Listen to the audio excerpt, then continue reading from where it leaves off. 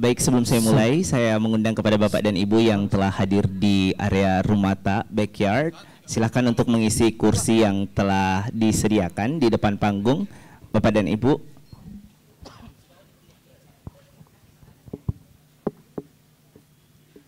Bagi teman-teman yang sudah hadir di area backyard atau halaman belakang Rumata, kami persilakan untuk mengisi kursi yang telah disediakan.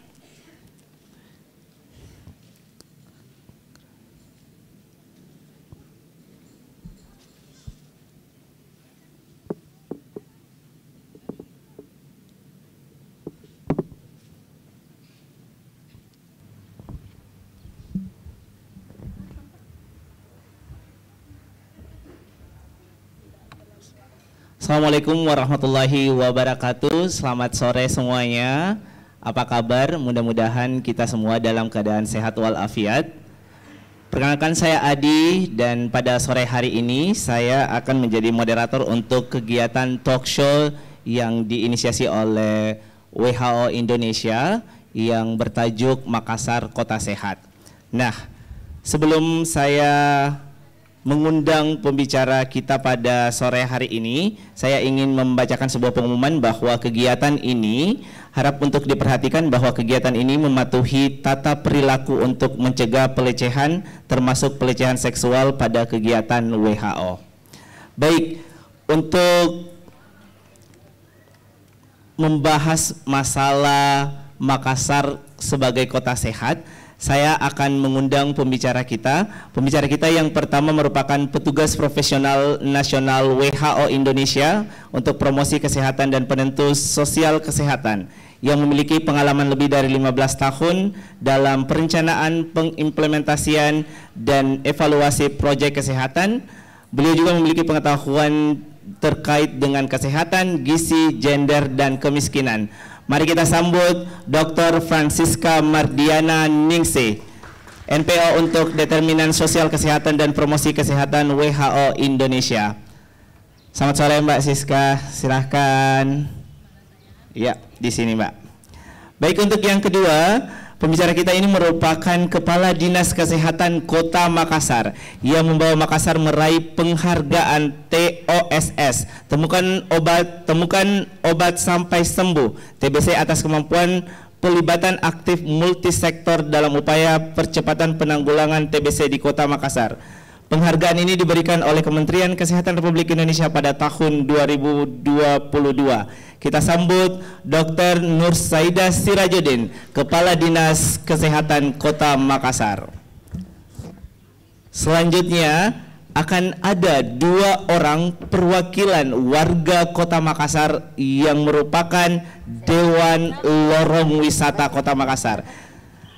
Yang pertama, beliau lahir di Sopeng 17 Agustus 1962 yang menempuh pendidikan S1 Teknik Mesin dan S2 Master of Science. Beliau juga memiliki pengalaman pengabdian lingkungan dan saat ini menjabat sebagai Ketua Kelompok Sadar Wisata Telok Baru, Ketua Koperasi RTM, dan Ketua Dewan Lorong Sydney Makassar. Kita sambut Bapak Muhammad Ibrahim Andi Asis. Silahkan Pak. Selanjutnya, beliau merupakan seorang guru sekolah menengah pertama dan merupakan Ketua Dewan Lorong Surik Kota Makassar. Kita sambut Bapak Muhammad Sabur SPD.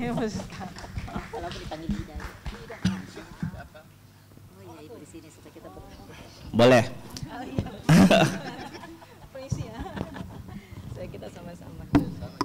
Ya, silakan Pak. Baik Bapak dan Ibu, menarik sekali topik kita pada sore hari ini. Kita akan berbicara tentang Makassar sebagai kota sehat ya. Nah, untuk memulai perbincangan kita, saya ingin sebelum kita memulai perbincangan kita, saya mengingatkan kepada hadirin bahwa di akhir acara akan ada Q&A di mana teman-teman yang hadir bisa mengajukan pertanyaan kepada speakers atau pembicara kita pada sore hari ini. Nah, berbicara terkait dengan kota sehat di Indonesia ataupun secara global, kita jadi penasaran kira-kira apa sih yang dimaksud kalau misalnya dari perspektif WHO itu sendiri, apa sih yang dimaksud dengan kota sehat itu sendiri dan kira-kira apa karakteristik dari yang dinamakan kota sehat. Nah, untuk menjawab ini mungkin yang kita ke Mbak Siska terlebih dahulu untuk menjawab kira-kira kota sehat itu dari perspektif WHO sendiri itu seperti apa, Mbak? Oke, terima kasih Mas Adi untuk pertanyaannya. Selamat sore rekan-rekan, Bapak Ibu dan pemirsa sekalian.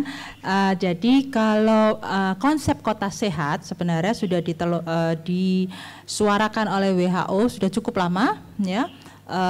Di tahun 80-an seperti itu. Pada waktu itu dari waktu itu sampai sekarang pun yang disebut konsep kota sehat itu kota yang atau wilayah urban, ya. Jadi kadang-kadang kalau di Indonesia kota itu dikaitkan dengan wilayah administratif, tapi sebenarnya ada kabupaten-kabupaten juga yang memiliki daerah perkotaan atau daerah urban, ya, terutama daerah ini. Jadi kita mengatakan kota dalam WHO itu pengertian kota atau wilayah urban yang disebut kota sehat adalah kota atau wilayah urban yang dia secara terus-menerus, ya, berupaya untuk menjadi lingkungan yang mendukung warganya menerapkan perilaku hidup sehat. Nah, kuncinya di sini adalah berupaya mendukung warganya menerapkan perilaku hidup sehat. Apa artinya melakukan upaya itu? Artinya berusaha membuat lingkungannya baik secara fisik, lingkungan sosial, ya, dan juga lingkungan kerja, lingkungan sekolah, lingkungan hidup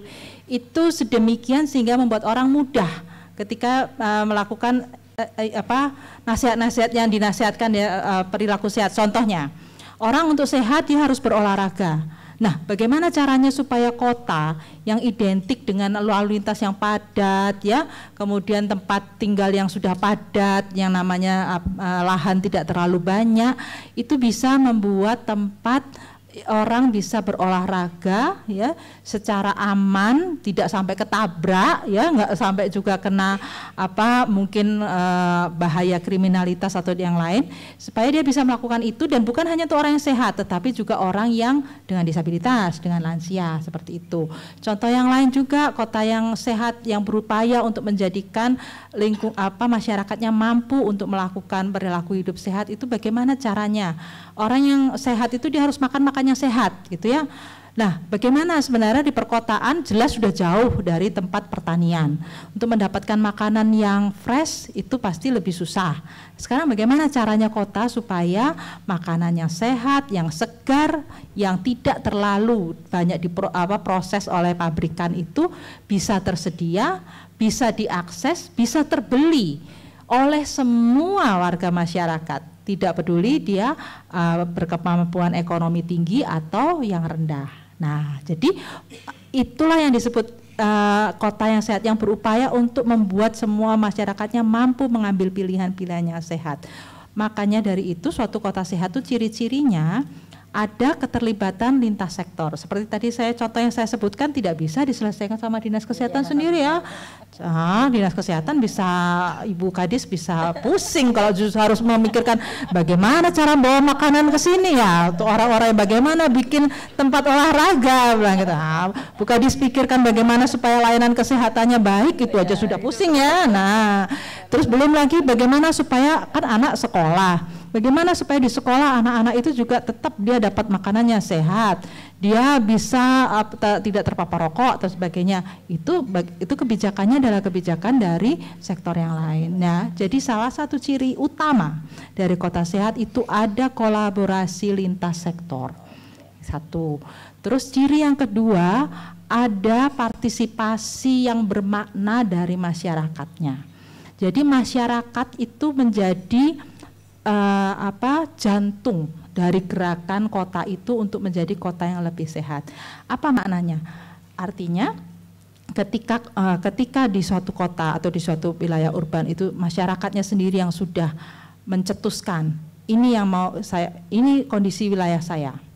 Ini yang saya ingin perbaiki dan begini caranya, dan kemudian pemerintah mendukung. Itulah suatu kota sehat. Jadi ada tata kelola yang baik di mana masyarakat menjadi jantungnya, pemerintah memberikan bimbingan dan dukungan. Nah, pemerintahnya sendiri kerjasama lintas sektor, tapi kemudian kepada masyarakat memberikan bimbingan dan dukungan. Itu kota sehat.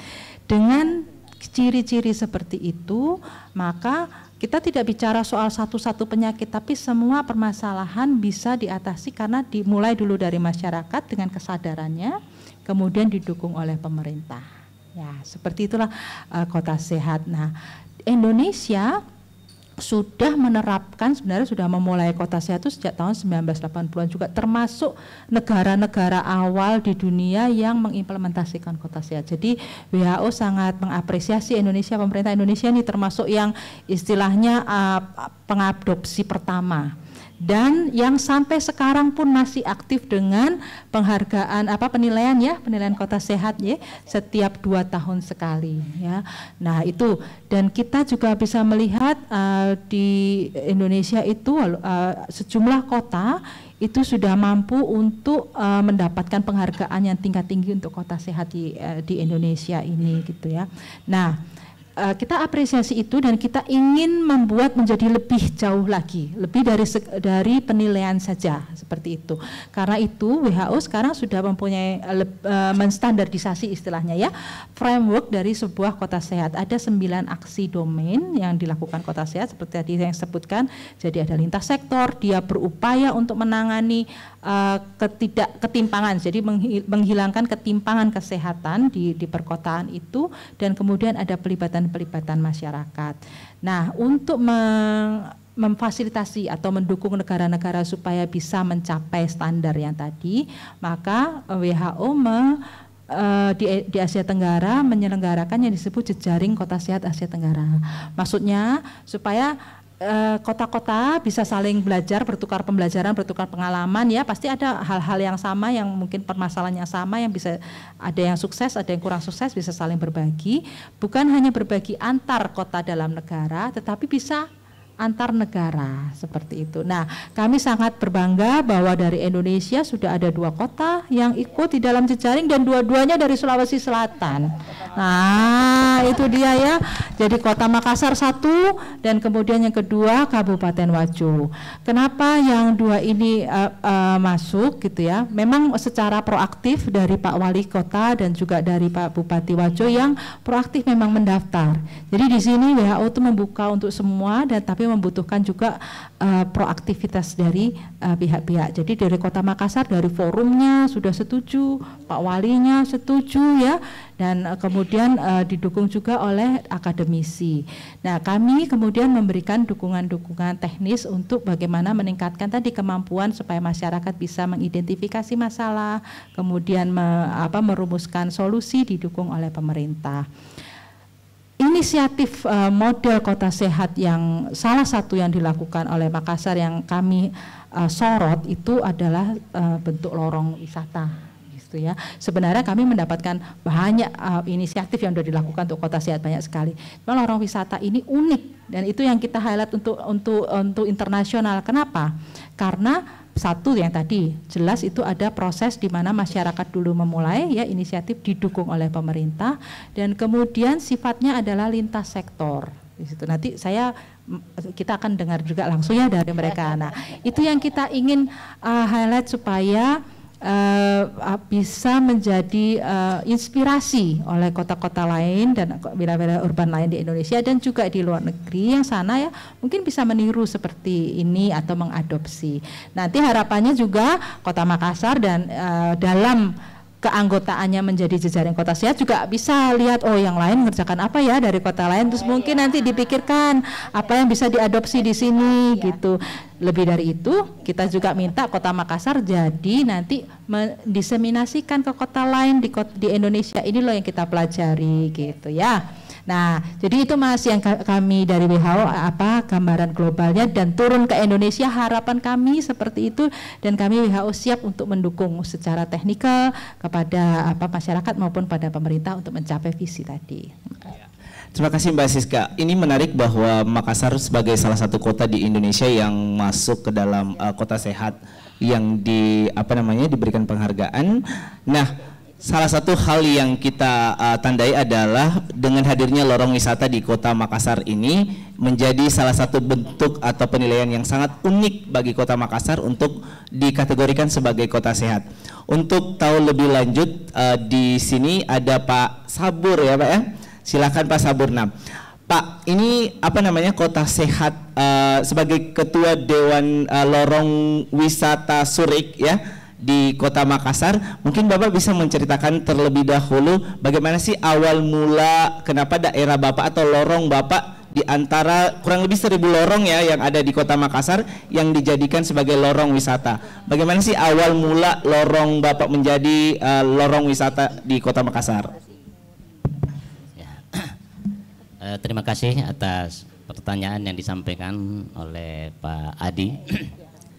Jadi saya Ketua Dewan Lorong Surik yang alamatnya di Perumahan Dewi Karmilasari, Kelurahan Tamalanrea, Kecamatan Tamalanrea.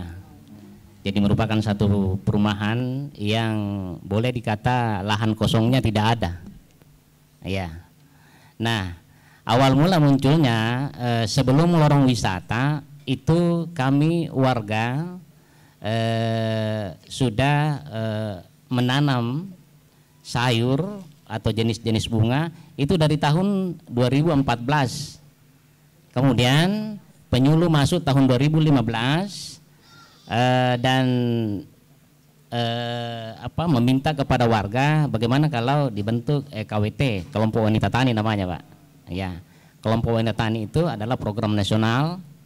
Akhirnya tidak lama kemudian ada SK-nya, warga ternyata semakin antusias. Ya, nah jadi tanaman yang tadinya hanya 2-3 lorong, sekarang itu ada sekitar 300 meter lorong panjang lorong wisata yang ada di perumahan Dewi Karmilasari.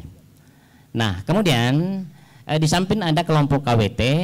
Tahun berikutnya 2015 ada lagi program Bapak Wali Kota yang sifatnya lokal, yakni Poktanrong, kelompok tani lorong.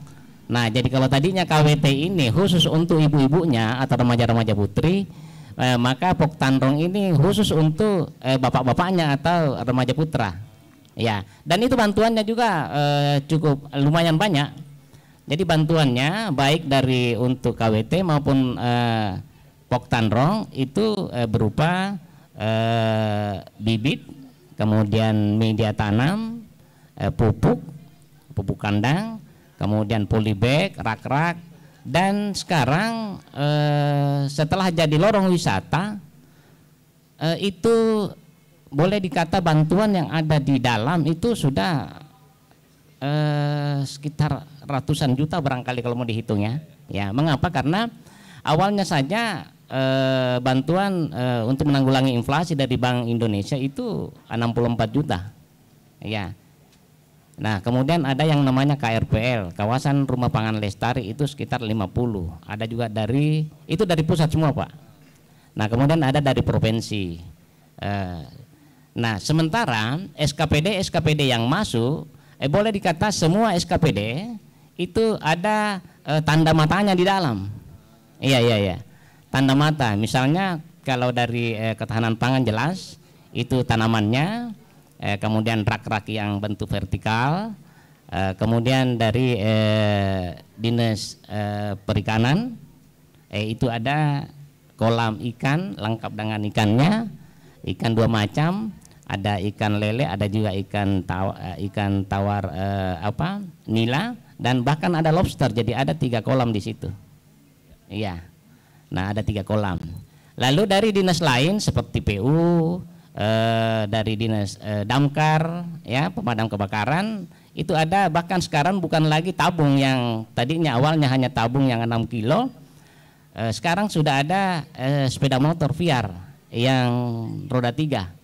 Ya, jadi itu ada khusus tangkinya di belakang, bahkan ada sarinonya. Nah, ini bisa berfungsi ganda, di samping suatu waktu misalnya tidak diminta-minta ada kebakaran bisa dipakai, juga saat-saat sekarang ini juga bisa digunakan ya saat kemarau. Nah, kemudian di lorong wisata ini kami juga diberikan bantuan dari dinas-dinas seperti dinas dari BLHD, ya, ada bank sampah di sana, pengurusnya juga ada juga dari Kominfo, ya, Kominfo ada 8 titik CCTV, ya.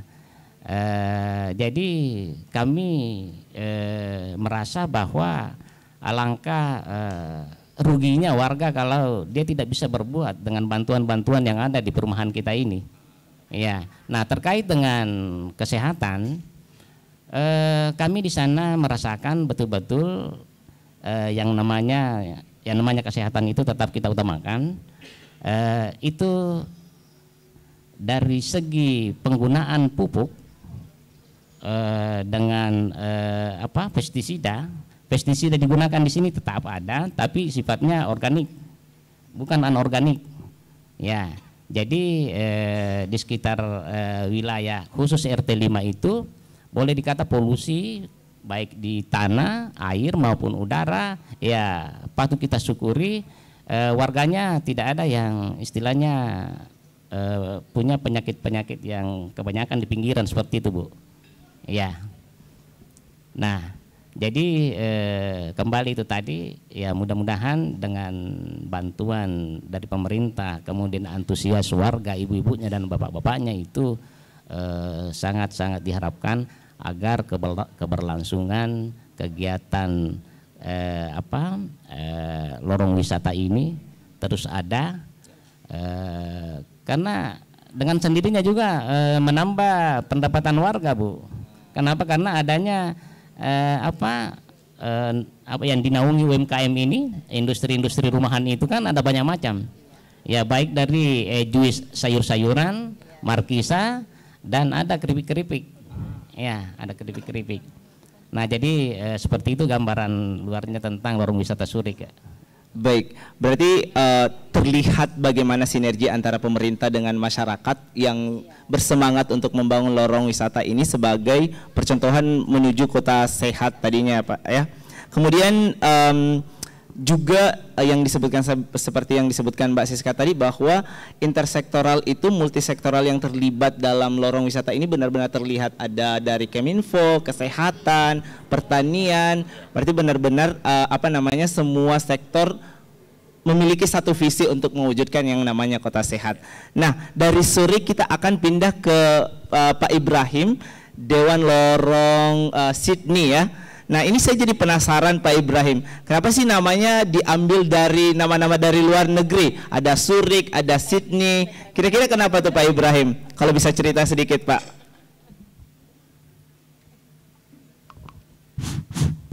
Baik, terima kasih. Assalamualaikum warahmatullahi wabarakatuh. Pertama saya sampaikan ucapan selamat ulang tahun kepada WHO yang ke-75, tepatnya tanggal 7 April 1948. Jadi sudah 75 tahun.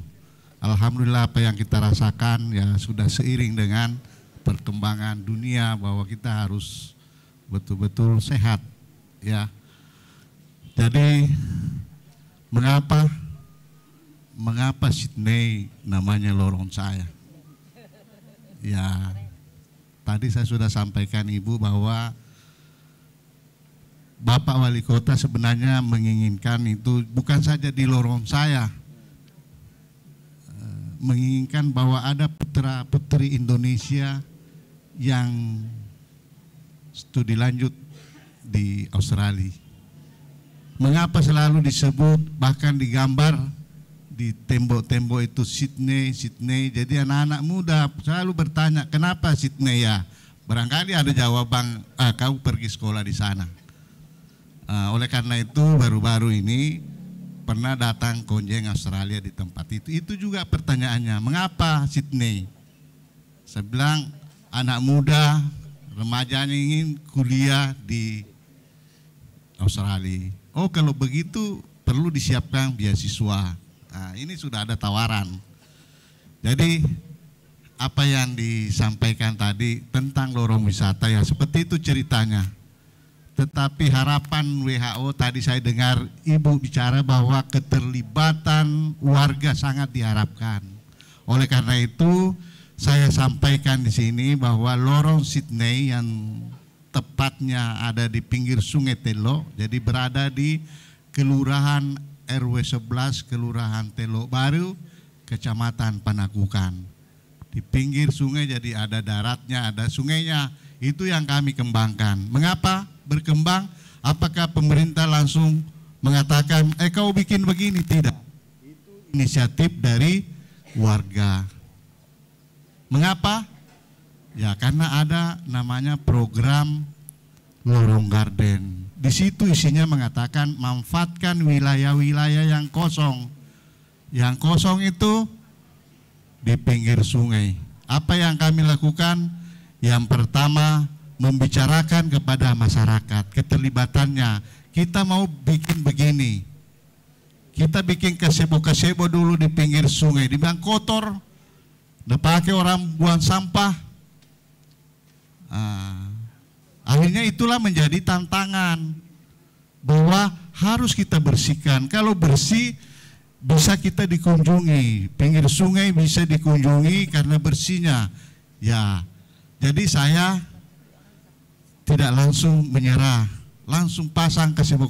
Bagaimana caranya? Itu swadaya masyarakat. 1 RT biaya sendiri. Berapa wargamu? Patung-patungan bikin. Tetapi harus dimulai dari RW-nya. RW bikin contoh dulu dong. Baru ikut RT, kemudian ada masyarakat. Akhirnya berjejerlah gazebo di pinggir sungai. Tujuannya apa? Tujuannya supaya masyarakat bisa berkumpul, ibu-ibu, bapak-bapak, lansia, bisa semua nikmati di gazebo itu. Apa yang terjadi? Ibu-ibunya bikin kelompok. Kalau begitu kita bikin kelompok menanam. Seperti Bapak katakan tadi, ada KWT. Maka jadilah menanam lombok, pokoknya sayur-sayur yang bisa dikonsumsi. Dibilang untuk apa? Ya untuk konsumsi sendiri. Tapi lama-lama ini kan banyak yang menanam. Oh, kalau banyak lebihnya ya bisa dijual. Nilai ekonomi muncul. Selanjutnya apa lagi? Sungai kita manfaatkan. Kita bikin keramba ikan. Jadi ikannya itu terapung ya di jaring terapung. Ya kalau dia banjir naik juga, tidak hanyut. Karena tantangan kami di pinggir sungai itu adalah banjir setiap tahun. Kalau bukan Januari ya Desember, seperti itu. Nah, tantangan seperti itu kami tidak menyerah. Bahkan kami tulis bahwa banjir membawa nikmat. Ya, banjir disulap menjadi tempat wisata. Kalau tidak percaya, berkunjung. Kami bisa layani tamu-tamu dari luar, dari dalam negeri. Apa menunya? Menunya adalah ikan segar yang dipelihara oleh masyarakat. Jadi seperti harapan WHO mulai menanam tadi itu sudah segar sayurnya kita makan. Berarti kita sehat. Tambah ikannya sehat. Saya tidak pernah membayangkan bahwa saya akan dipanggil untuk bicara yang ada hubungannya dengan WHO. Saya tidak bekerja untuk bagaimana supaya sehat, tetapi apa yang saya lakukan, apa yang warga lakukan, ternyata dinilai.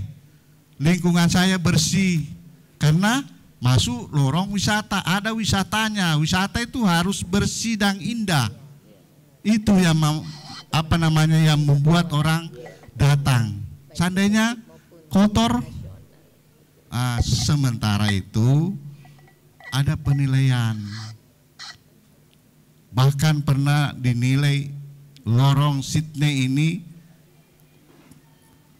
tahan terhadap inflasi. Jadi tidak mengenal namanya inflasi. Kenapa? Ada ikannya, ada sayurnya, ada lomboknya, ada semua, tidak dibeli. Seperti itu yang kami lakukan di sana.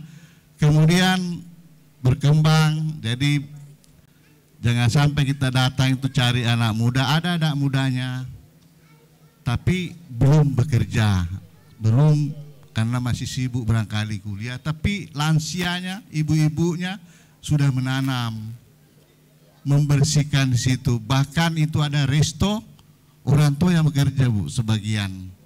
Tetapi mengapa bekerja? Oh, ternyata dia cari sehat saja, menyapu keringat, sudah itu ya pulang ke rumahnya.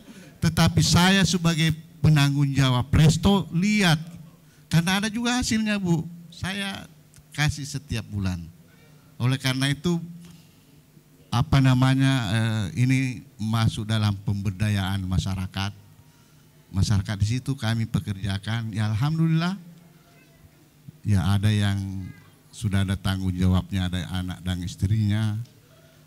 Oleh karena itu harapan saya kepada pemerintah, Bu, supaya kalau misalnya OPD yang akan melakukan kegiatan-kegiatan, apakah itu dalam bentuk rapat, ya bisa ditempatkan di tempat kami. Artinya kami menyiapkan makannya supaya makanannya laku, Bu. Itu supaya masyarakatnya berdaya, karena bukan untuk saya memberikan upah kepada masyarakat. Oleh karena itu ini sudah jalan, maka saya sampaikan bahwa kalau ada program yang bagus seperti ini, yang berdampak langsung kepada masyarakat, baik dari segi kesehatannya maupun dari segi ekonominya, itu dipertahankan. Jangan lantas berganti wali kota, berganti gubernur, maka berganti juga program. Maka dampaknya kepada masyarakat. Siapa yang mempertahankan? Kalau misalnya ke depan mengatakan tidak ada lagi lorong wisata, tetap saya menjual, tetap saya lakukan, tetapi promosi ini luar biasa. Kunjungan ke lorong Sydney itu karena keterlibatan, dorongan pemerintah supaya lihat itu sungai, lihat itu lorong, sampai ibu juga tertarik untuk membicarakan masalah lorong wisata ini. Oleh karena itu kepada adik-adik, barangkali dari mahasiswa, saya juga dari kampus. Jadi hidup saya di UMI sampai pensiun, ya dari Fakultas Teknik, baru-baru pensiun, sudah 61 tahun.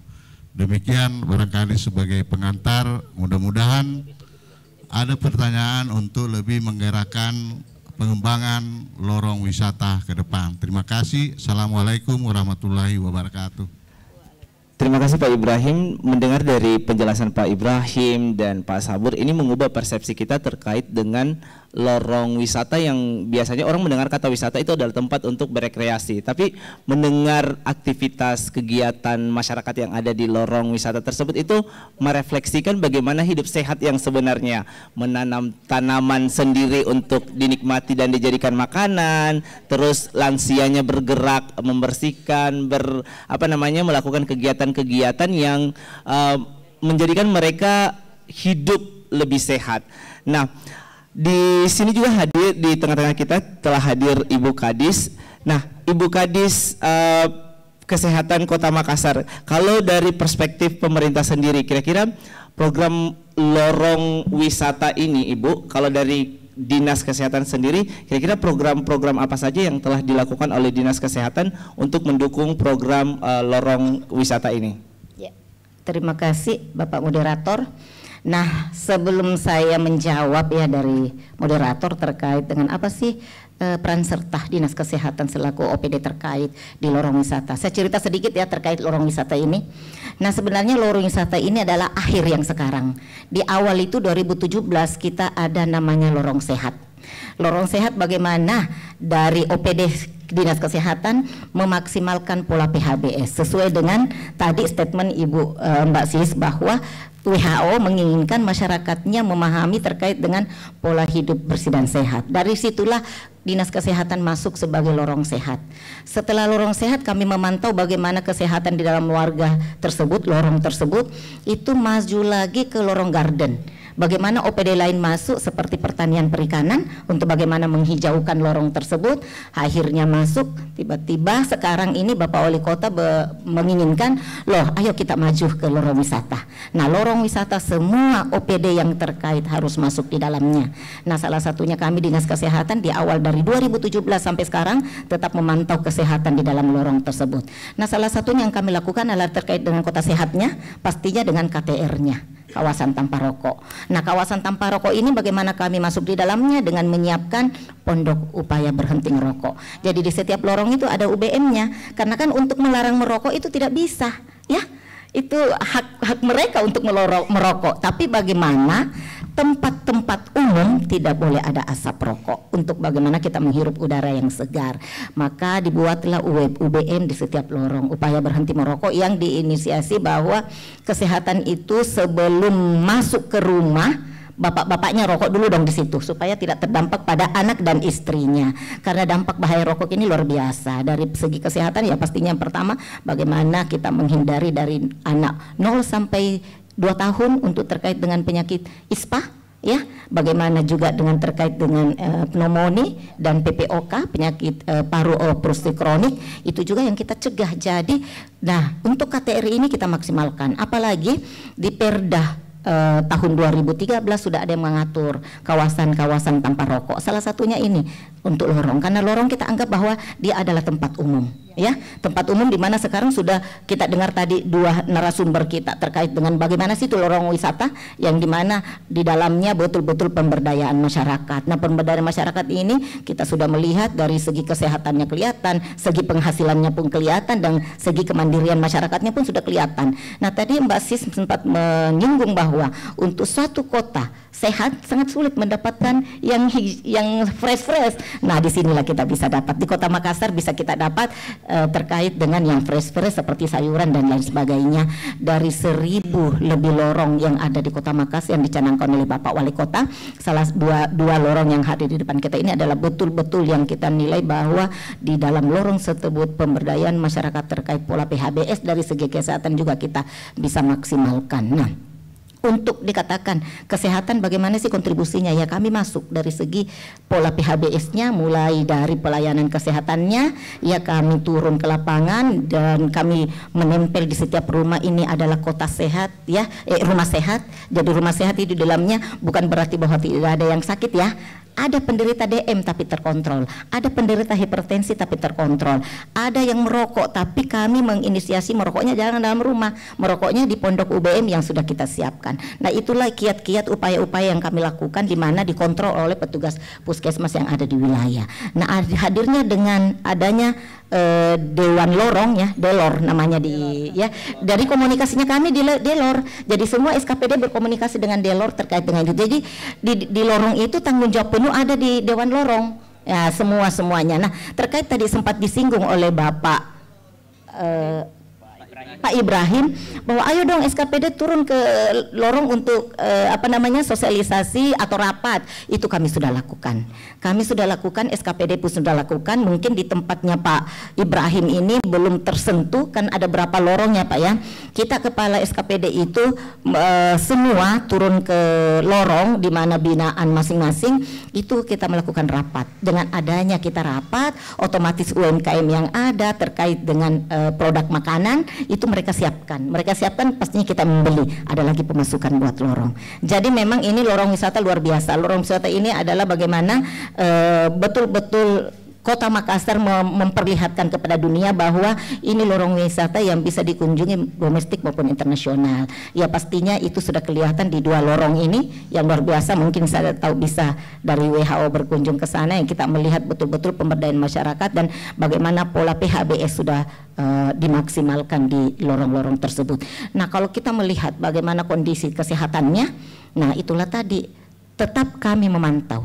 Puskesmas 47, di 47 puskesmas sudah ada tanggung jawab masing-masing lorong per wilayahnya untuk kami melihat bagaimana kondisi-kondisi kesehatan yang ada.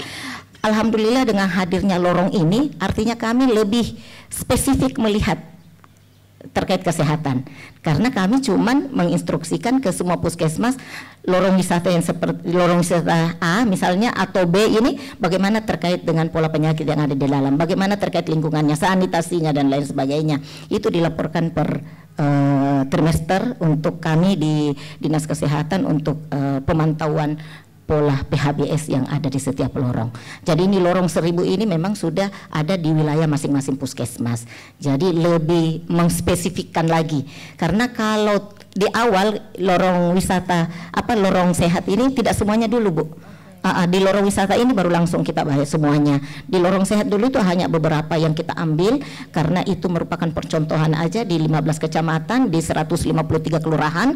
Tapi begitu di lorong wisata Bapak Wali Kota menginginkan ayo dong semuanya dengan nama-nama yang nama-nama luar ya internasional. Itu apa? Itu Bapak Wali Kota menginginkan bila di lorong itu kan pastinya banyak anak kecil ya Pak ya, melihat kata-kata Sydney dia berpikir apa sih ini Sydney? Mereka buka Google karena era sekarang kan gampang. Oh Sydney ini rupanya kota yang ada di Aussie misalnya, di Singapura misalnya. Jadi mereka oh nanti dong aku mau ke sana. Jadi pikiran-pikiran sederhana ini justru bisa membangkitkan anak-anak kita. Itu terbukti kemarin ada di satu lorong ya anak mahasiswa. Aduh lorong apa ini? Yang lorong Cina. Ternyata dia menginginkan ke sana, dapat dia ke sana. Jadi memang hal-hal kecil tapi ternyata sangat-sangat besar manfaatnya bagi masyarakat. Terkait yang disebutkan tadi Pak Delor juga, bagaimana mereka memaksimalkan UMKM yang ada. Sekarang kita ada F8 ya. Jadi Pak Wali menginginkan lagi, ayo dong koperasi UMKM-nya hadirkan di F8 untuk bagaimana masyarakat melihat oh UMKM ini asal dari sini dan pasti termanfaatkan dan pasti terbeli. Ya pemakusuran lagi untuk mereka yang ada di lorong. Jadi luar biasa kemarin juga kan kita Apexi ya. Apexi menghadirkan seluruh wali kota yang ada di Indonesia untuk hadir, kita bawa ke lorong juga. Nah itu kelihatan juga ya. Jadi ternyata begitu dibawa ke lorong mereplikasi juga mereka bahwa ini adalah hal di mana memaksimalkan pemberdayaan masyarakat. Tadi sempat disinggung kita ini pemerintah kota bagaimana pemicu aja, pemicu terkait bagaimana ayo dong masyarakat, bagaimana memaksimalkan pemberdayaannya karena ini untuk Anda juga. Seperti tadi sudah disebutkan bahwa mereka menanam cabai, mereka menanam tomat, minimal untuk inflasi mereka untuk diri sendiri tidak kena inflasi di lorong tersebut ya. Jadi mereka tidak berdampak inflasi karena mereka sudah menghasilkan belum sayurnya, belum ikannya, belum juga ini udang lobster, itu semua ada di pemberdayaan lorong wisata. Nah ini adalah pola-pola bentuk-bentuk bagaimana Kota Makassar menuju kota sehat. Tadi kita juga menganggap bahwa Kota Makassar oke dong maju ke kota sehat Asia Tenggara. Nah itu karena bagaimana support pemerintah kota ya. Salah satu support adalah pimpinan kami Bapak Wali Kota. Ayo dong semangat karena kota sehat didapatkan di Kota Makassar pastinya demi masyarakat kita juga. Jadi kalau kota sehat ada pastinya sehat sanitasinya, sehat lingkungannya, terkait dari bagaimana bebas dari semuanya. Nah berharap dengan kota sehat kolaborasi antara pemerintah, swasta dengan masyarakat, sinergitas itu ada ya. Apa yang kita harapkan terkait dengan bagaimana kedepannya untuk Makassar menuju kota sehat Asia Tenggara itu lebih maksimal lagi. Mungkin itu dari pemerintah. Wow, luar biasa sekali ya. Tepuk tangan dulu dong untuk pemerintah Kota Makassar. Sangat apik penjelasan dari Ibu Kadis mengenai program kesehatan dari Dinas Kesehatan itu sendiri untuk mendukung yang namanya yang awalnya dari lorong sehat menjadi lorong wisata, ya lorong garden menjadi lorong wisata dan terus berlanjut untuk usaha-usaha bagaimana orang-orang yang ada di lorong tersebut tetap hidup sehat. Tapi saya punya satu pertanyaan Ibu. Kalau tadi sudah ada tempat-tempat untuk sebagai usaha berhenti merokok seperti itu, apakah di lorong sehat itu ada fasilitas olahraga untuk orang-orang bisa akses? Iya. Ada beberapa lorong sebenarnya ya. Satu contoh lorong yang di dekat Puskesmas Kasih-Kasih itu ada lapangan ya. Jadi tergantung lorongnya. Kalau memungkinkan, ini kan namanya lorong juga gangnya kecil. Tapi ada beberapa juga yang mempunyai akses olahraga. Seperti contoh satu di wilayah Kasih-Kasih itu mereka ada lapangan bulu tangkis di situ. Karena sedikit space-nya keluar. Jadi tapi dimasukkan sebagai lorong wisata karena gang masuk tapi agak menyerong. Jadi ini untuk olahraganya, di sini untuk bagaimana pemanfaatan lorong wisatanya. Jadi seperti itu. Pengolahan ban sampahnya juga ada. Jadi tergantung setiap lorongnya bagaimana, karena semua lorong yang ada diupayakan menjadi lorong wisata sekecil apapun itu ya, termasuk gang kecil apapun itu. Bapak Wali Kota menginginkan ayo dong semua camat-camat, lurah-lurah bergerak untuk bagaimana semua yang ada di wilayahnya dijadikan sebagai lorong wisata seperti itu. Luar biasa sekali Kota Makassar ini ya Bu ya, dengan program lorong wisatanya, tidak hanya memperhatikan kesehatan fisik dari penduduknya, tetapi juga kesehatan mental, melihat warna-warna yang ada di lorong wisata tersebut. Ketika masuk itu pikiran kita jadi tenang, melihat warna-warna yang cerah seperti itu. Nah, kembali lagi ke Pak Sabur yang merupakan delor ya, istilahnya delor untuk di Kota Surik. Kalau misalnya di lorong Surik itu sendiri, Bapak, kegiatan-kegiatan yang dilakukan seperti menanam, memanfaatkan lahan yang sempit, itu kira-kira kalau partisipasi perempuan nih Pak di lorong tersebut, adakah kegiatan-kegiatan khusus yang dilakukan oleh perempuan yang ada di lorong tersebut? Ya, terima kasih atas pertanyaannya. Jadi di lorong wisata Surik itu sebenarnya awalnya itu yang memulai adalah perempuan, ibu-ibunya dan remaja putri. Nah, apa saja yang dilakukan di sana? Ada istilah tanam, petik, olah, kemas, jual. Ya, jadi sebelum diadakan penanaman, tentu media yang tadinya dari tanah, kemudian ada sekam, lalu dicampur lagi dengan pupuk kandang, itu dicampur dulu. Nah, yang terlibat di sini adalah bapak-bapaknya, ya, atau remaja putra. Nah, kemudian dimasukkan di polybag, ya, atau ke pot, karena di sana itu Pak ada drum yang segi 4 dari drum aspal yang kami ambil dari Toraja, tanah Toraja, itu gratis, hanya sewa mobilnya yang dibayar. Nah, dengan dasar itu awalnya sehingga muncullah ide-ide baru. Sekarang di samping ada drum itu tadi, tempat media, juga ada drum plastik yang dibelah, dijadikan untuk tanaman hidroponik. Ya. Nah, pada saat pembelahan kan pasti yang dilibatkan adalah bapak-bapaknya dulu ya. Nah, kemudian pencampuran karena dia pakai pupuk AB mix ya, maka ibu-ibunya lagi yang kita libatkan di situ. Nah, di lorong Surik ini itu di mana-mana ada keran air, ya, keran air yang digunakan untuk menyiram. Nah, di samping ada penyiraman yang manual, juga ada bentuk tanaman yang sistem kapiler.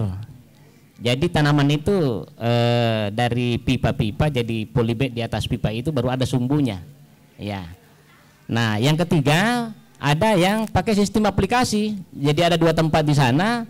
Biar misalnya kita di luar, kalau kita mau menyiram bisa digunakan. Jadi dia di luar kota misalnya, luar daerah. Kalau dianggapnya bahwa cuaca di sekitar tanaman itu misalnya dia waktunya untuk disiram, maka dia tinggal tindis, ya, ya. Jadi itu salah satu bentuk ini bantuan dari Pol Bantan. Nah, kemudian tambahan dari itu tadi ada dari 3 tahun lalu, ya, kalau saya tidak salah 3 tahun lalu sampai sekarang itu menjadi tempat penelitian baik para dosen maupun mahasiswa-mahasiswa. Terakhir yang selesai dari Pol Bantang dan yang sekarang berjalan ini dari Unhas jurusan perikanan. Jadi dia mau katanya teliti penyakit-penyakit yang ada pada ikan air tawar, khususnya ikan nila. Ya, jadi kembali di situ tadi bahwa keterlibatan ibu-ibunya di sini sebenarnya jauh lebih banyak dibanding dengan bapak-bapaknya. Ya, saya kira hanya itu ya. Berarti adalah hal yang positif ya, karena biasanya dalam sebuah program itu laki-laki monopoli. Nah, melihat dari apa yang diceritakan sama Bapak ini, sinergi antara perempuan dan bapak-bapak yang ada di lorong tersebut itu ternyata sangat luar biasa, bahkan keterlibatan perempuan lebih daripada laki-laki untuk di lorong wisata Surik ini. Nah, kalau misalnya di lorong wisata Sydney Pak Ibrahim, nah posisi dari lorong wisata Sydney ini kan ada di pinggiran Sungai Telo Pak ya? Ya. Nah, yang terpatri di pikiran kita pada saat melihat sungai atau apa itu biasanya orang akan menjadikannya sebagai tempat untuk buang sampah Pak. Nah, bagaimana sih? Tapi sekarang bentuknya karena adanya lorong wisata ini, Sungai Telo yang yang tadinya kotor itu menjadi bersih Pak kan ya. Nah, gimana sih cara atau upaya yang dilakukan Bapak sebagai Ketua Dewan Lorong di Sydney ini untuk mencegah orang-orang untuk tidak lagi buang sampah di sungai tersebut? Oh ya, jelas. Jadi dengan adanya gazebo-gazebo yang harus dibersihkan setiap hari, ya jelas ikut masyarakatnya juga sudah tidak membuang sampah. Tetapi ada resto yang terapung di bawah itu juga kami cegah supaya masyarakat jangan seenaknya buang, misalnya sisa-sisa apa langsung buang karena dia pikir mengalir. Tapi kami sebagai pengelola tetap bertahan bahwa jangan mengotori sungai, sehingga setiap tempat-tempat kami siapkan tempat sampah. Kemudian kalau misalnya ada masyarakat atau tamu bahkan langsung mau buang, kami tegur langsung bahwa jangan dibuang di sungai. Seperti itu Pak. Oke. Kalau untuk moda transport yang ada di lorong Sydney tersebut, karena ini kan sungai dan maksudnya fasilitasnya bukan hanya untuk di darat kan Pak ya, tetapi juga di air seperti itu Pak. Apakah akses untuk moda transportasi di situ ada dua hal atau ada dua macam? Iya, jadi kami dengan adanya lorong wisata ini, kemudian juga kebetulan saya sebagai ketua kelompok sadar wisata, jadi saya berpikir bahwa apabila saya di sungai, saya kembangkan ini kelompok sadar wisatanya. Artinya harapan-harapan kepada pemerintah supaya ini sungai ini dijadikan destinasi wisata. Sehingga apa yang kami lakukan untuk memulai sebenarnya, artinya karena saya lihat pemerintah masyarakatnya dulu harus bergerak, sehingga kami berupaya menyiapkan perahu yang kami bikin sendiri, modelnya seperti apa, yang penting bisa makan di atas perahu sambil perahunya jalan. Tetapi oleh pemerintah belum diikuti. Mungkin mau nanti lebih keren, artinya dari segi keamanan, ya barangkali seperti itu. Sampai sekarang masih 3 biji itu yang kami siapkan, bagaimana melayani tamu yang mau betul-betul menikmati makan di atas perahu. Jadi kebanyakan menyampaikan seperti apa caranya ya banyak-banyak nomor saya kasih kartu nama, kalau mau hubungi ya minimal 2 jam sebelum, supaya kami ada waktu untuk menyiapkan, supaya kalau sampai di sana tidak lama menunggu. Jadi macam-macam, tapi ada kelapa mudanya, bisa langsung kalau misalnya lagi haus tamunya ya segera dulu dijamu dengan kelapa muda. Jadi luar biasa Pak ya. Ya, informasi bahwa perahu ini kadang bertanya sampai di mana. Sebenarnya kami punya target sampai di Lakan Bu. Ya, tetapi itu perjalanannya 1 jam. Berarti pulang balik itu 2 jam, tidak terasa. Jadi pertanyaannya, bolehkah kembali? Boleh. Biar barangkali 5 meter kalau kita mau kembali ya kembali. Jadi rata-rata saya lihat pengunjung habis makanannya ya sudah mengajak, ayo kita balik nih. Seperti itu yang saya lihat. Mudah-mudahan ini bisa berbagi informasi supaya kita bisa nikmati bersama apa yang kami lakukan di Sungai Telo ini. Baik, terima kasih Pak Ibrahim. Nah, ini terlihat bahwa benar-benar apa yang dilakukan di lorong wisata ini adalah sesuatu yang sudah sangat hampir sempurna ya untuk kegiatan-kegiatan yang dilakukan oleh masyarakat dalam rangka menuju masyarakat yang sehat. Nah, Ibu Kadis Kesehatan, saya melihat dari penjelasan dari Ibu, dari Pak Ibrahim, dari Pak Sabur, saya jadi penasaran apakah di lorong sehat ini, bagaimana di lorong sehat ini, apakah ada terkait dengan akses bagi teman-teman yang dengan disabilitas? Apakah ada hal-hal seperti itu diperhatikan juga oleh pemerintah Kota Makassar di lorong sehat tersebut atau di lorong wisata itu? Iya, makasih. Pastinya untuk disabilitas dimanapun pastinya diperhatikan. Nah, terkait di lorong yang minimal bagaimana membuat suatu tempat khusus penyandang disabilitas. Itu ada di beberapa lorongnya tapi tidak semuanya. Tergantung di lorong itu, misalnya ada yang disabilitas atau di sekitarnya yang kemungkinan besar akan mengunjung. Tetapi itu diharapkan untuk 1000 lorong yang ada pastinya menyiapkan untuk itu. Kami bekerja sama Dinas Kesehatan dengan sosial, dengan LPM, BPM untuk bagaimana mengadakan itu, karena minimal bagaimana di lorong wisata itu di tempat-tempat umumnya itu kita siapkan untuk pegangan pada anak disabilitas sekalian lansia juga, karena kita ada peduli lansia juga di setiap lorong. Nah, di setiap lorong itu ada peduli lansia di mana binaan dari puskesmas. Setiap hari Sabtu ada senam lansia, ya senam lansia itu. Dan di situ juga kita perkenalkan bahwa ayo dong bentuk tim juga di lansia di wilayah lorong masing-masing. Tapi itu belum menyentuh 1000 lorong. Tapi minimal sudah berbuat untuk bagaimana ramah lansia juga kita maksimalkan di lorong.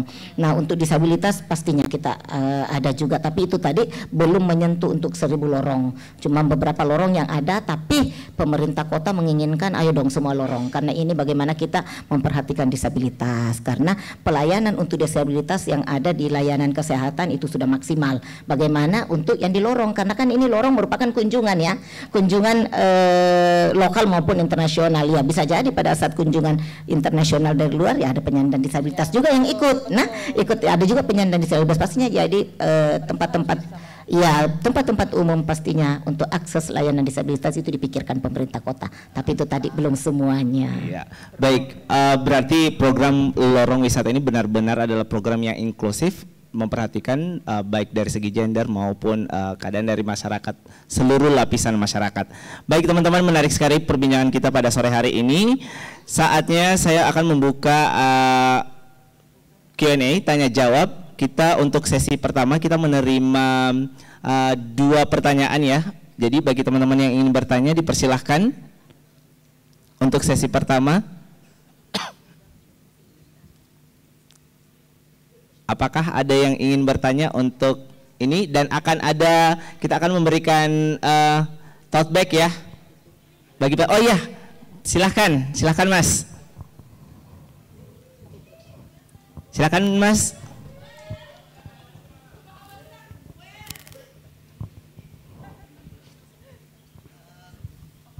Iya boleh.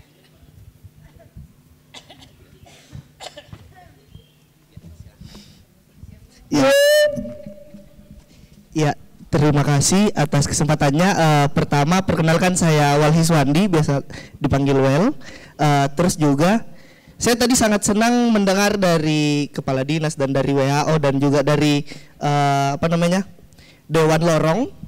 Ternyata banyak sekali hal-hal baru yang saya temukan di Makassar dari lorong sehat, yang berawal tadi lorong sehat menjadi lorong wisata dan mungkin akan nanti jadi kota sehat begitu.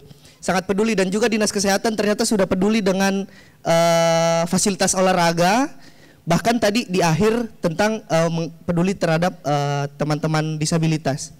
Saya sangat senang terhadap itu, dan kolaborasi antar sektor yang sudah berjalan sudah sangat baik.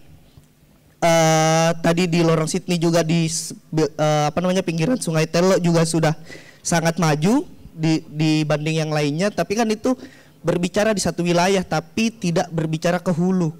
Pertama itu, dan juga itu harus ada penanganan khususnya. Dan pertanyaan saya yang paling utama adalah pada saat Dinas Kesehatan dan dari WHO pun itu sudah peduli terhadap kesehatan masyarakat, bagaimana ini instansi WHO dan Dinas Kesehatan itu peduli terhadap lingkungan. Karena jangan sampai kita berusaha untuk menyehatkan ini masyarakat di bawah, ternyata lingkungan yang ada di sekitarnya itu tidak mendukung untuk kesehatan tersebut. Apalagi yang sedang terjadi itu ada di Jakarta. Jakarta sangat besar kualitas udaranya yang sangat-sangat menurun sampai sekarang, dan itu ada usaha pemerintah. Jangan sampai Makassar pada saat sudah menjadi kota sehat, tapi di sekeliling Makassar itu tidak menyehatkan untuk kota Makassar, tidak mendukung kota sehat tersebut. Karena yang saya tahu sudah banyak pembangunan-pembangunan yang ada terjadi di wilayah kota Makassar. Kota Makassar menjadi kota metropolitannya, tapi di wilayah kota Makassar itu menjadi wilayah-wilayah pembangunan-pembangunan industri ekstraktif yang bisa memberikan polusi lebih terhadap kota Makassar, sehingga lorong sehat, lorong wisata, kota sehat itu bakal jadi percuma karena ternyata ada hal-hal yang tidak mendukung untuk kota sehat tersebut. Jadi mungkin saya meminta pandangan dari Dinas Kesehatan dan juga dari WHO. Terima kasih. Terima kasih Mas Well. Baik, mungkin saya ke Mbak Siska terlebih dahulu ya untuk menjawab kira-kira bagaimana sih WHO sebagai instansi dari di bidang kesehatan mendukung atau mensinergikan program-programnya supaya program kesehatan itu ada kaitannya atau paling tidak menyinggung dengan lingkungan, seperti itu Mbak. Oke, terima kasih. Boleh saya rubah sedikit pertanyaannya? Ya. Sebenarnya kalau dikatakan program kesehatan menyinggung soal lingkungan, mungkin agak deviate sedikit ya.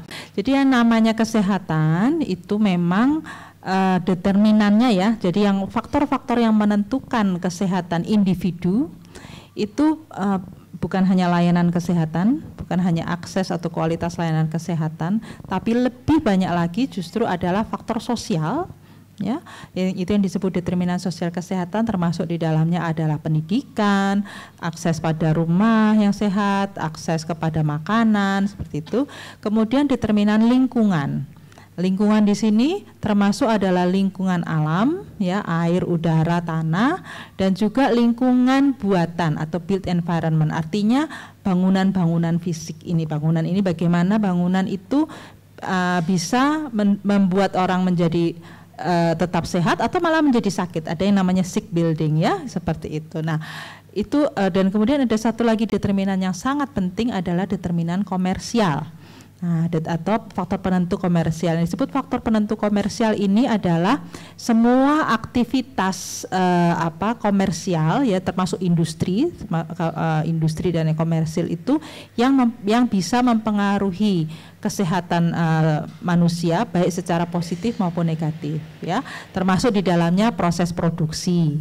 Kalau kita bicara industri, proses pemasaran, ya, dan kemudian marketing, ya, itu semua faktor-faktor determinan dari komersial yang disebutkan. Jadi kalau dibilang program kesehatan itu semua yang ditangani semua faktor lingkungan itu.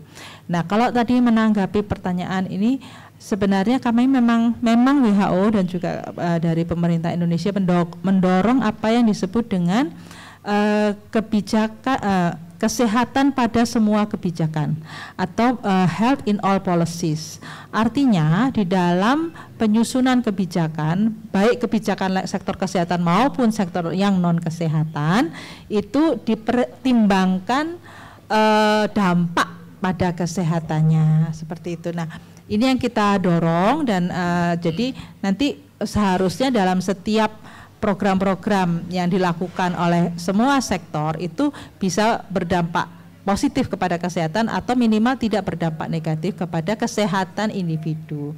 Jadi itu yang mau saya sampaikan, ya, sehingga dalam yang namanya program kesehatan itu menangani bukan soal layanan kesehatannya saja tetapi semua determinan itu, dan kemudian diperlukan adanya kolaborasi dan lintas sektor dan kepemimpinan supaya adanya kebijakan pada semua adanya pertimbangan kesehatan pada semua kebijakan. Mungkin itu dulu Mas Adi.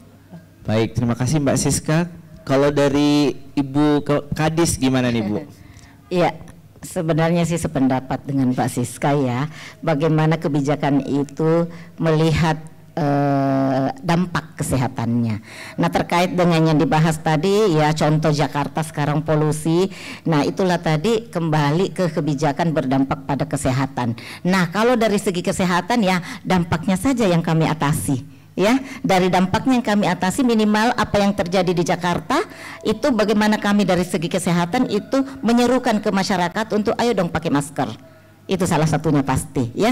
Tidak perlu jangan keluar rumah karena terjadi polusi. Karena kalau dari segi kesehatan kami tidak bisa menekan polusi tersebut. Nah, itulah tadi Mbak Siska sempat singgung bahwa mendorong pemerintah untuk membuat kebijakan yang berdampak juga pada kesehatan, bahwa oh kebijakan ini keluar kira-kira bagaimana dengan kesehatannya. Nah, kami dari kesehatan dampaknya aja yang yang kesehatan harus penuhi, tangkap ya, seperti tadi ayo dong pakai masker, jangan keluar rumah bila tidak penting ya, di rumah saja bila terjadi hal seperti yang di Jakarta kemarin, dan berupaya bagaimana seperti tadi di lorong-lorong untuk menumbuhkan tanaman-tanaman. Itu kan sudah nampak di lorong-lorong kita untuk bagaimana menekan polusi dengan tanaman-tanaman hijau. Walaupun memang di beberapa tempat kita lihat banyaknya pembangunan, tapi kita bisa menutupi dari 1000 lorong yang ada.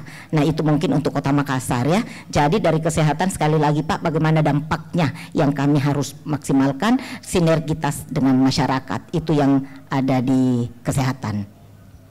Baik, terima kasih Mbak Siska dan Ibu Kadis atas jawabannya. Mas Wal sudah ini ya untuk dari pertanyaan yang dilantarkan tadi. Penanya kedua atau penanya terakhir untuk sesi ini silakan. Ya, silakan Mas.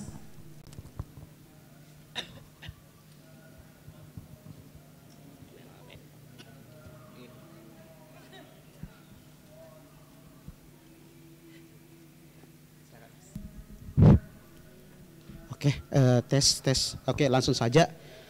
Menarik tadi pembahasannya seputar tentang lorong wisata, tentang bagaimana pengelolaannya, tentang bagaimana warga diajak untuk menanam. Tetapi ada satu hal yang saya perhatikan, ada satu poin yang saya sangat penasaran, bagaimana sih sebenarnya pengelolaannya di sebuah lorong wisata, yaitu tentang mengenai sampah.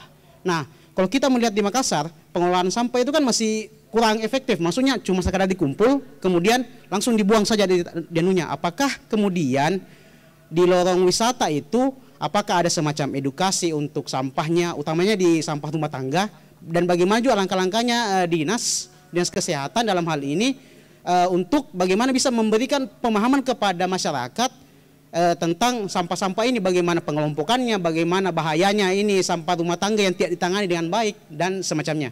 Barangkali itu saya, terima kasih.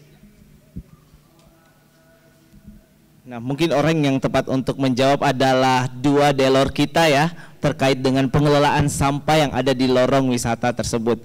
Pak Sabur, silakan Pak untuk menjawab terlebih dahulu. Ya, terima kasih atas pertanyaannya dari adik kita. Jadi kami di Perumahan Dewi Karmelasari RT 5 khususnya, di sana itu pembuangan sampahnya itu kita kasih warna ada dua, jadi yang satu warna kuning, yang satu warna hijau, yang satu organik, yang satu anorganik. Nah, dengan adanya bank sampah yang ada di lorong wisata kami, maka tentunya sampah dari warga itu kita akan pilah. Ya, BLHD memberikan bantuan berupa karung, ada banyak lembarannya, ember juga begitu, bahkan ada jergen yang 5 liter. Ternyata jergen ini khusus untuk limbah minyak. Ya, untuk limbah minyak, saya lupa istilahnya itu, minyak bekas yang sudah tidak terpakai itu akan dikumpul dan dibeli sekitar 7.000 per liter. Ya, jelantah. Ya, jelantah. Nah, mengenai sampah yang sifatnya organik itu tadi, kami tidak lama lagi ini akan memelihara yang namanya maggot. Maggot itu semacam ulat, Bu.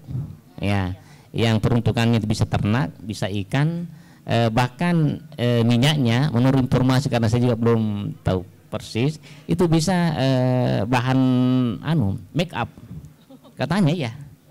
Ya, maggot. Nah, dia itu seperti ulat tapi tidak menjijikkan. Jadi bisa dipegang-pegang dan tangan tidak kotor.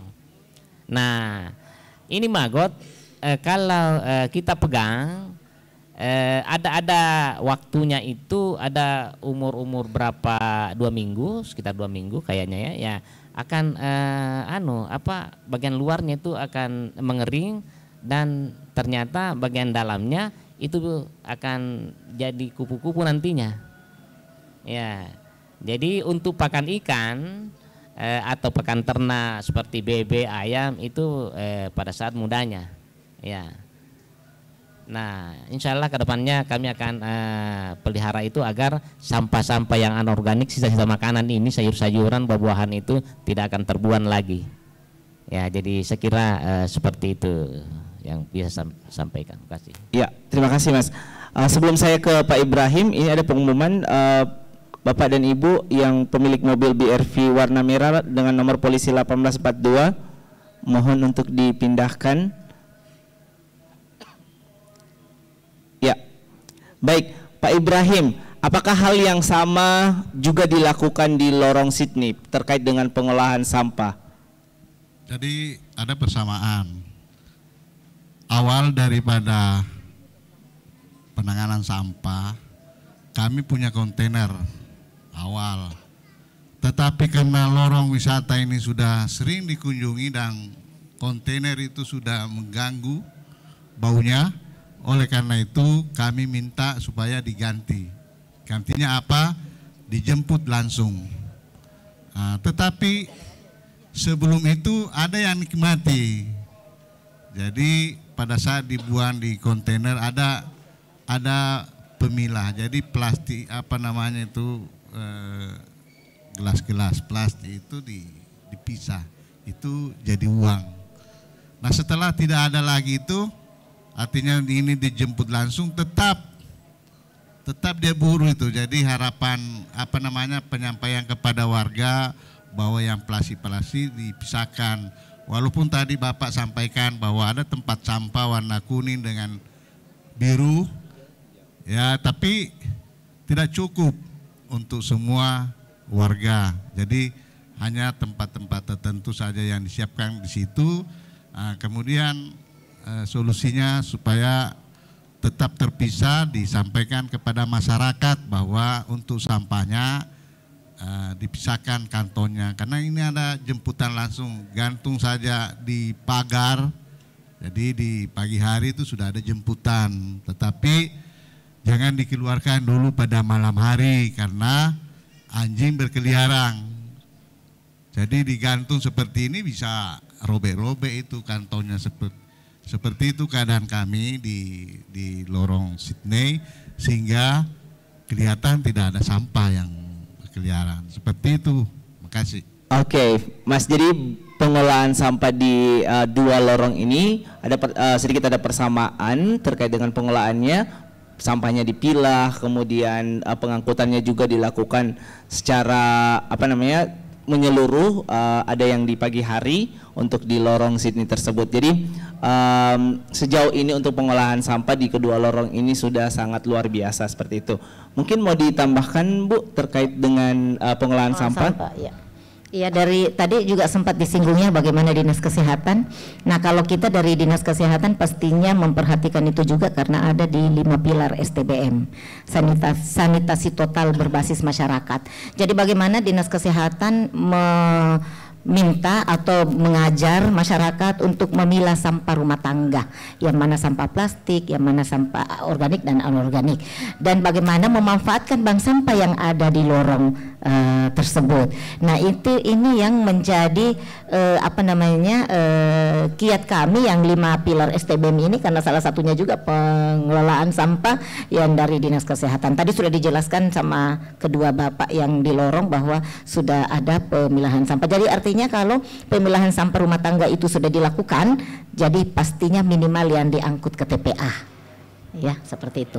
Oke, terima kasih. Berarti memperkuat bahwa pengolahan sampah di tempat ini benar-benar bukan hanya menjadi tugas dan tanggung jawab orang-orang yang ada di sana, tapi pemerintah juga turut andil untuk memantau bagaimana pengelolaan sampah selanjutnya setelah dikeluarkan dari rumah masing-masing oleh warga tersebut. Nah, mengingat waktu yang sangat terbatas, diskusi kita pada sore hari ini sangat menarik. Namun sebelum kita menutup acara, saya ingin meminta kepada setiap pembicara untuk memberikan closing statement atau kata-kata penutup, Pak, terkait dengan topik yang kita bahas hari ini, yaitu Makassar sebagai kota sehat dilihat dari lorong wisata. Saya akan mulai dari Pak Ibrahim terlebih dahulu. Silakan, Pak. Baik, terima kasih banyak. Jadi kesempatan yang berbahagia ini saya ingin menyampaikan bahwa apa yang saya lakukan di lorong wisata itu tidak pernah saya berpikir bahwa saya akan menuju kepada kota sehat. Tetapi apa yang kami lakukan ternyata nilainya semua untuk menuju kota sehat. Contoh misalnya menanam. Kami nikmati sayur yang segar, kami pelihara ikan, langsung juga kami nikmati. Ternyata itu nilai untuk penilaian bahwa itu menuju kota sehat sungguh luar biasa. Oleh karena itu kami mengajak seluruh masyarakat, walaupun misalnya tidak menjadi program di lorong kita lakukan itu penanamkan karena apa namanya mudah. Kita siapkan polybag saja, misalnya lombok Bu, kita simpan depan rumah, itu bisa.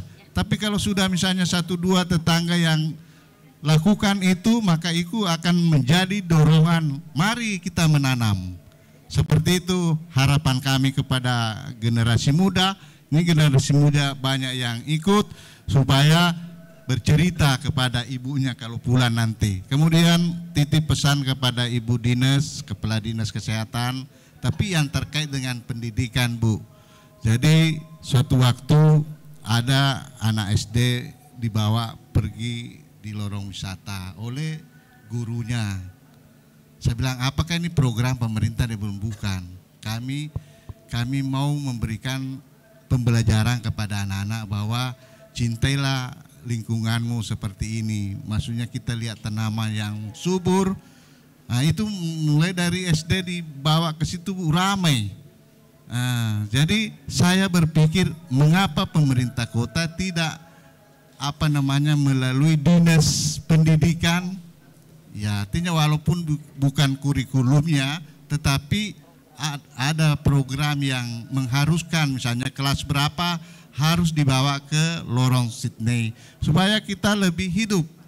Demikian untuk dititipkan, barangkali mudah-mudahan bisa sampai kepada Bapak Wali Kota Makassar. Harapan-harapan ini supaya lorong wisata yang ada di Kota Makassar bisa berkesinambungan. Terima kasih. Assalamualaikum warahmatullahi wabarakatuh. Waalaikumsalam warahmatullahi wabarakatuh. Terima kasih Pak Ibrahim. Selanjutnya Mbak Siska. Iya. Kita ke Pak Sabur dulu kalau seperti itu ya. Silakan Pak. Ya, terima kasih. Nah, kembali berbicara masalah lorong wisata, kami sadar bahwa dengan adanya kegiatan warga, ibu-ibu dan bapak-bapaknya yang ada di perumahan yang dijadikan lorong wisata Surik sekarang ini, kami sudah pernah didatangi ahli bunga dari Belanda namanya Mr. Don, kemudian 11 kementerian termasuk staf Wakil Presiden 3 tahun lalu, dari PBB juga sudah pernah datang, kemudian dari terakhir yang dari luar negeri itu Duta Besar Singapura ya pernah datang. Nah, kalau untuk dari provinsi lain atau misalnya dari kabupaten lain itu boleh dikata tidak bisa dihitung jari lagi. Nah, dengan adanya kegiatan ini juga ibu-ibunya juga boleh dikata sudah belasan kali barangkali pergi ke hotel, pergi ikut pelatihan, sosialisasi, dan itu mereka sangat-sangat bersyukur. Nah, jadi dengan adanya kegiatan ini kami hanya bisa mengatakan bahwa kalaupun belum bisa menjual, minimal tidak membeli. Iya. Kalau memang istilahnya karena kita sudah pernah lakukan kerjasama MOU dengan pihak swasta, tapi ternyata terus terang kami tidak mampu untuk penuhi pasar. Ya, jadi seperti itu keadaan yang sekarang ini, apalagi cuaca mungkin dirasakan juga di lorong lain, kemaraunya, panasnya seperti apa, juga kami ikut merasakan itu, Pak. Tapi insya Allah mudah-mudahan ke depannya semakin bagus. Ya, terima kasih, saya kiranya itu. Ya, terima kasih Pak Sabur atas harapan-harapannya yang dibangun untuk lorong wisata di lorong Zurich. Nah, sekarang kita berpindah ke Ibu Kadis Kesehatan Kota Makassar. Silakan Ibu. Ya, makasih untuk pemerintah kota ya, pemerintah kota dalam hal ini Dinas Kesehatan. Alhamdulillah pemerintah kota berupaya bagaimana Kota Makassar menjadi salah satu kota besar yang ada di Indonesia yang memaksimalkan kota sehat. Jadi untuk itu pemerintah hadir bagaimana memicu masyarakat untuk berbuat dan berbuat terkait dengan PHBS. Jadi masyarakat juga pentingnya kita bersinergi dengan pemerintah. Upaya-upaya yang dilakukan dimulai dari tadi semua sudah dijelaskan dari 1000 lorong. Itulah upaya-upaya kita bagaimana Kota Makassar menuju kota sehat Asia Tenggara. Jadi mari kita support pemerintah kota melalui sinergitas pemberdayaan masyarakat di semua lorong yang ada di Kota Makassar. Mungkin itu yang dari saya. Terima kasih Ibu. Terakhir kita ke Mbak Siska dari WHO yang akan memberikan closing statement dalam talk show ini. Silahkan Mbak. Ya, terima kasih. Dari diskusi tadi ya kita bisa melihat bahwa tentang menjadi kota sehat itu bukan tentang hasil akhir, tapi upaya yang terus-menerus dan upaya yang kolaboratif. Jadi memang bukan kota sehat bukan berarti kota itu harus sempurna, tapi kota itu terus berusaha untuk menjadi lebih baik, lebih sehat dan lebih adil untuk semua. Yang saya harapkan bagi Kota Makassar, bagi Delor, baik Zurich maupun Sydney dan Delor-Delor lainnya, moga-moga juga nanti bisa melihat acara ini supaya terus mengupayakan ya sustainability dari kegiatan lorongnya dan meningkatkan. Nah, ini tadi ada dampak ya Pak ya dari sisi pangan, dari sisi wisata, ekonomi. Coba nanti kami sangat dorong juga bagaimana supaya bisa berdampak juga tadi ya untuk kaum disabilitas ya, kaum lansia. Tadi Ibu Ida sudah sebutkan ada upaya tapi memang masih perlu didorong supaya semua melakukan. Jadi tetap harus ada upaya untuk meluaskan itu kepada para delor lorong ya supaya lebih ditingkatkan lagi aspeknya dari ini. Kemudian pada pemerintah kota kami apresiasi sudah upayanya untuk masuk menjadi jejaring anggota WHO Kota Sehat Asia Tenggara. Semoga terus menjadi aktif ya karena prosesnya masih berjalan ini ya, dan dengan kami juga akan terus berkomitmen untuk meningkatkan kapasitasnya, dan kami berharap juga Kota Makassar terus juga mengupayakan adanya ini tadi inisiatif masyarakat dan kemudian kolaborasi dengan pemerintah dengan masyarakat dan memperkuat kerjasama lintas sektor. Kami berharap ke depan dalam waktu singkat nanti kita bisa mempresentasikan keberhasilan dari Makassar untuk dunia dalam hal kota sehat ya. Demikian dari saya, semoga ini menjadi harapan kita bersama. Baik, berikan aplaus yang meriah untuk pembicara kita pada sore hari ini.